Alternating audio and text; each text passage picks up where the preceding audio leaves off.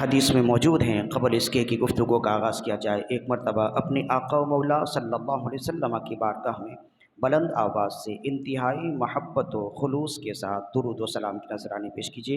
اللہم صلی علی سیدنا و مولانا محمد معدن الجود والکرم وعلی آلہ و اصحابہ وبارک وسلم صلاۃ و سلام علیک یا رسول اللہ صلی اللہ علیہ وآلہ وسلم۔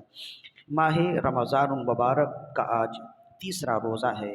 دعا کیجیے کہ اللہ تعالیٰ اپنے فضل و کرم سے تمام روزے رکھنے اور ماہ رمضان المبارک کی تمام تر عبادات بجا لانے کی توفیق عطا فرمائے۔ جس طرح اللہ تعالیٰ نے فقط اپنے فضل و کرم سے چند روزے گزار دیے، باقی جو روزے ہیں انہیں بھی امن و سلامتی اور صحت و تندرستی کے ساتھ اللہ رب العزت گزار دے۔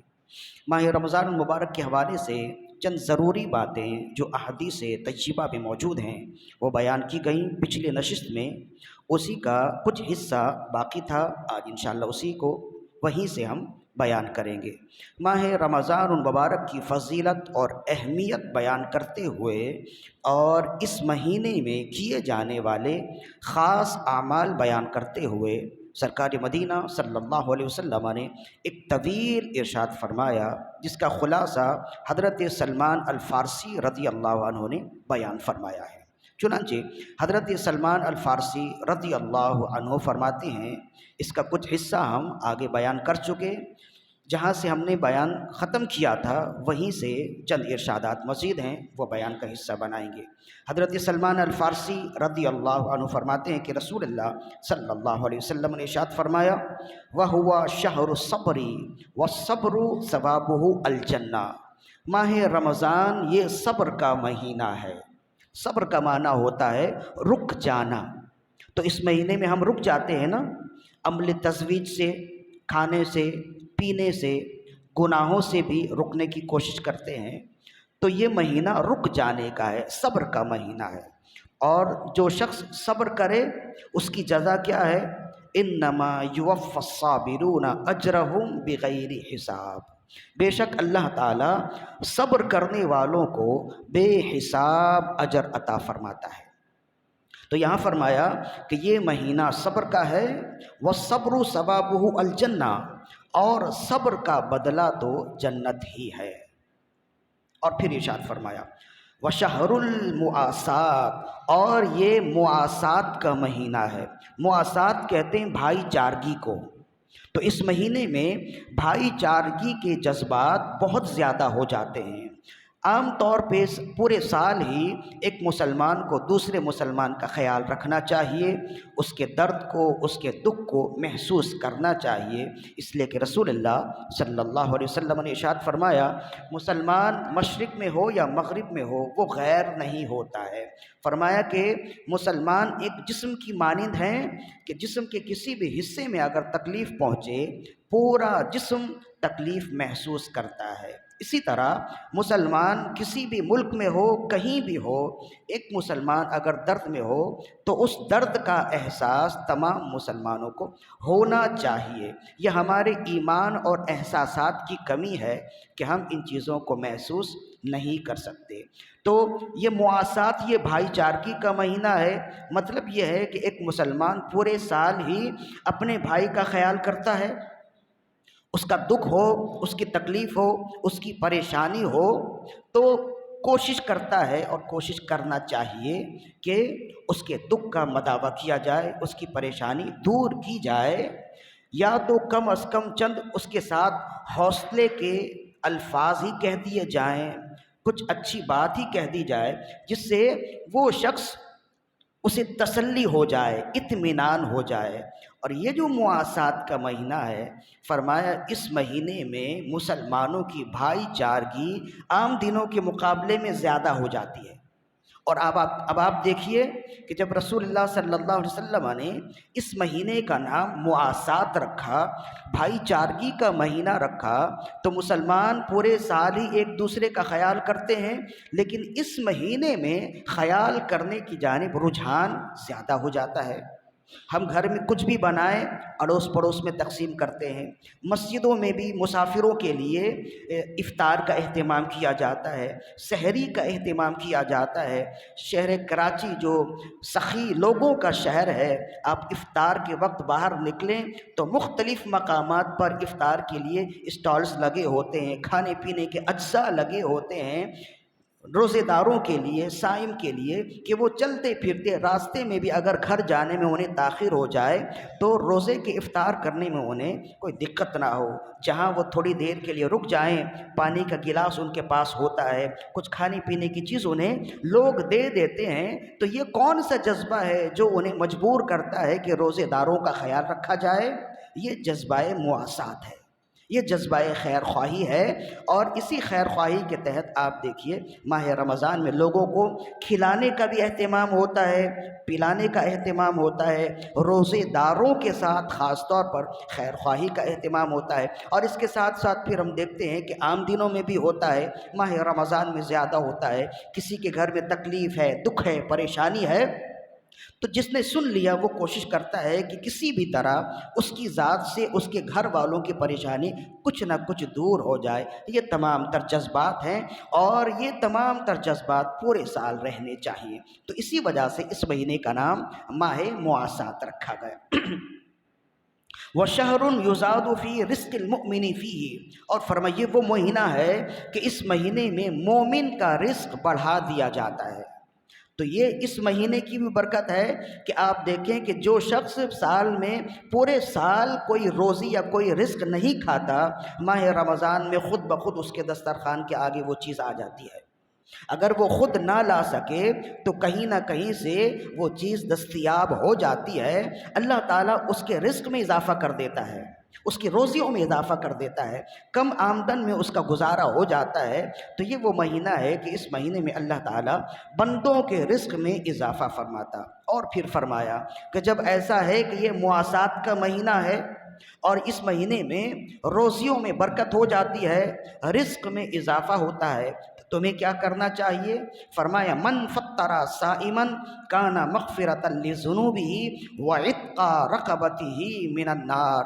اس مہینے میں جو روزے دار کا روزہ کھلوائے، اس مہینے میں جو روزے دار کو افطار کروائے، گویا اس نے اپنے آپ کو دوزخ کی آگ سے آزاد کر دیا، اور اللہ تعالیٰ اس کے تمام تر گناہ معاف فرمائے گا۔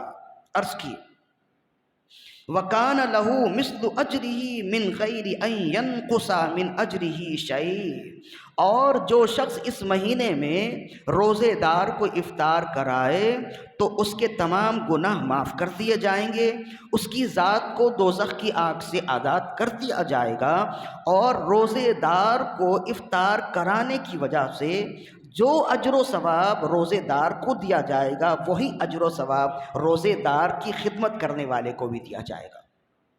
اچھا ایسا ہوتا ہے کہ ایک چیز کی ہم تقسیم کریں دو افراد کے درمیان میں تو اس چیز کو آدھو آدھ تقسیم کر دیتے ہیں۔ اگر ایک چیز کو ہم 4 بندوں میں تقسیم کریں تو اسی ایک چیز کے 4 حصے کر لیتے ہیں۔ مطلب یہ ہے کہ ایک چیز اگر ایک بندے کو ملے تو پوری ملے، 4 بندوں کو ملے تو 4 حصے کا ایک حصہ ملے۔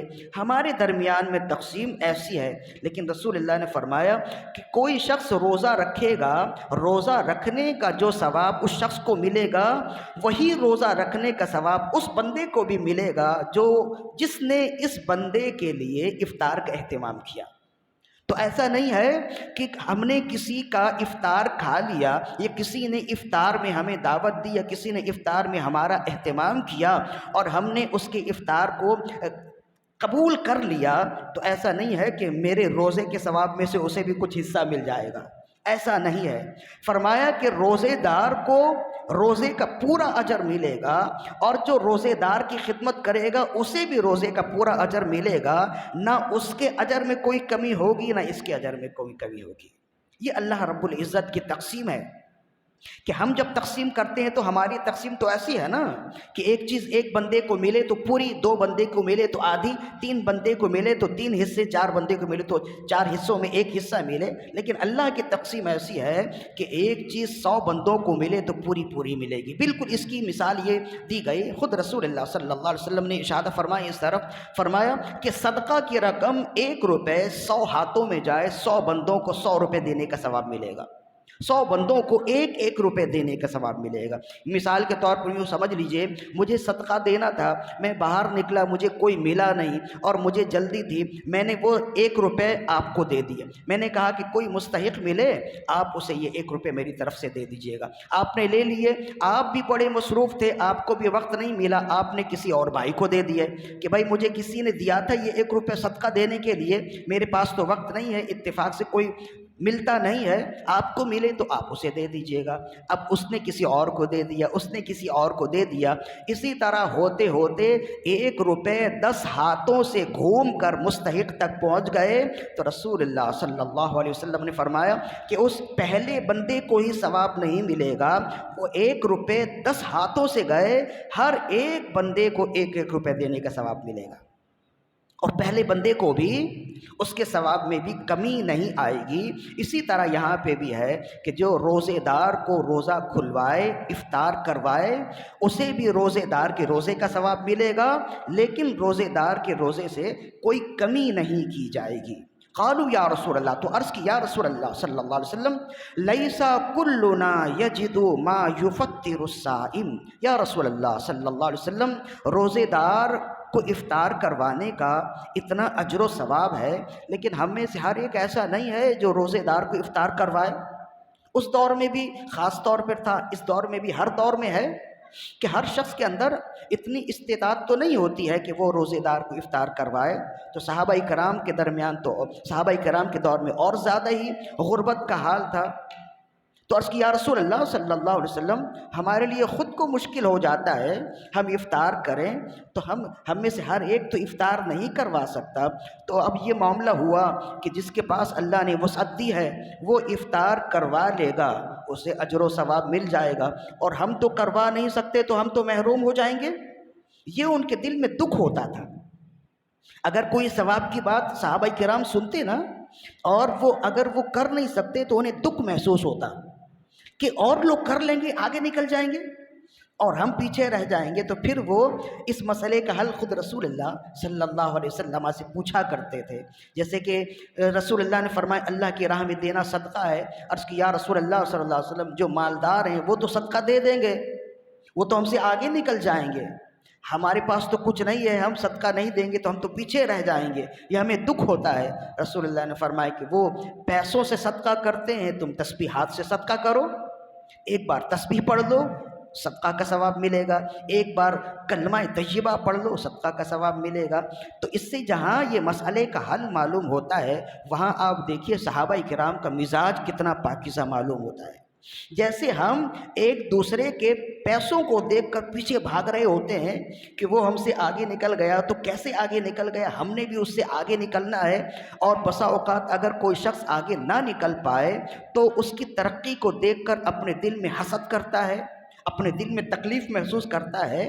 تو یہ اس طرح کا حسد کرنا یہ عمل مردود ہے، یہ اچھا عمل نہیں ہے، اس سے اللہ تعالیٰ ناراض ہوتا ہے۔ لیکن نیکیوں کے حوالے سے اگر کوئی حرص کرے، نیکیوں کے حوالے سے کوئی مقابلہ کرے، اللہ تعالیٰ اسے بہت پسند کرتا ہے کہ دوسرے نے 4 رکعت نماز پڑھی تو میں 6 رکعت پڑھوں گا، دوسرے نے 100 روپے صدقہ کیے تو میں 110 روپے صدقہ کروں گا۔ اس طرح سے نیکیوں میں مقابلہ کرنا یہ عمل محمود ہے۔ اسی لیے صحابہ کرام نے عرض کی یا رسول اللہ، آپ نے تو ارشاد فرمایا کہ جو افطار کرائے گا اسے یہ اجر و ثواب عطا کیا جائے گا، یا رسول اللہ ہم میں سے ہر ایک ایسا نہیں ہے جس کے پاس اتنا مال ہو، اتنی وسعت ہو کہ وہ افطار کرائے، تو پھر تو ہم محروم رہ جائیں گے۔ رسول اللہ نے فرمایا اللہ تو یہ اجر و ثواب ہر اس بندے کو دے گا جو کسی روزے دار کو 1 گھونٹ پانی پلا دے، یا 1 کھجور کھلا دے، یا 1 گھونٹ دودھ کا پلا دے، اللہ اسے بھی یہ اجر و ثواب دے گا۔ اتنا تو ہر ایک کر سکتا ہے، ایک کھجور تو ہر ایک کو کسی روزے دار کو کھلا سکتا ہے، ایک گھونٹ پانی یا دودھ کا ایک گھونٹ تو ہر ایک پلا سکتا ہے۔ فرمائے یہ ضروری نہیں ہے کہ روزے دار کے لیے پورا دسترخوان سجاؤ تبھی یہ اجر و ثواب پاؤ، بلکہ ایک گھونٹ پانی بھی پلا دو گے تو یہ اجر و ثواب ملے گا۔ یہی لالچ ہے، اسی وجہ سے ہم دیکھتے ہیں کہ راستوں میں افطار کے وقت میں لوگ پانی کا گلاس لیے لوگوں کے پیچھے بھاگ رہے ہوتے ہیں۔ آپ کا روزہ ہے تو ایک گھونٹ پانی پی لیجئے، پانی کی بوتل لیے بسوں کی کھڑکیوں میں آ رہے ہوتے ہیں کہ اگر کسی کا روزہ ہے تو پانی پی لیں، کھجوریں لیے ہوئے آ رہے ہوتے ہیں۔ یہی لالچ ہے کہ اگر میرے حصے سے ایک کھجور کوئی روزے دار کھا لے گا، اللہ تعالیٰ کی بارگاہ سے بخشش کی بشارت ہو جائے گی۔ میرے ذریعے سے کوئی پیاسا روزے دار اگر ایک گھونٹ پانی پی لے گا، اللہ تعالیٰ کی بارگاہ سے بخشش کی بشارت ہو جائے گی۔ لہذا یہ تمام کام ہم نے کرنے ہیں۔ اس کے علاوہ مزید اور بھی رسول اللہ صلی اللہ علیہ وسلم نے ارشاد فرمائے، اس پر انشاءاللہ ہم اگلی نشست میں گفتگو کریں گے۔ ہم نے جو بیان کیا اس کی عبارت یہ ہے، جب صحابہ کرام نے عرض کی یا رسول اللہ ہم میں سے ہر ایک تو یہ عمل کر نہیں سکتا، تو آپ نے فرمایا یعطی اللہ ھذا الثواب من فطر صائما علی تمرۃ او شربۃ ماء او مسقۃ لبن۔ اللہ تعالیٰ یہ ثواب تو اس شخص کو بھی دے گا جو کسی روزے دار کو ایک کھجور سے روزہ کھلوا دے، یا اسے ایک گھونٹ پانی پلا دے، یا ایک گھونٹ دودھ کا پلا دے۔ اللہ تعالیٰ اسے یہ بھی اجر و ثواب عطا فرمائے گا۔ اللہ تعالیٰ سے دعا ہے کہ رب عز و جل ہماری آج کی حاضری اپنی بارگاہ میں قبول و مقبول فرمائے، اور ماہ رمضان میں وسعت رزق عطا فرمائے، اور ماہ رمضان میں شہر مواسات میں ایک دوسرے کے ساتھ بھائی چارگی کے جذبے زیادہ عطا فرمائے۔ وما علینا الا البلاغ المبین۔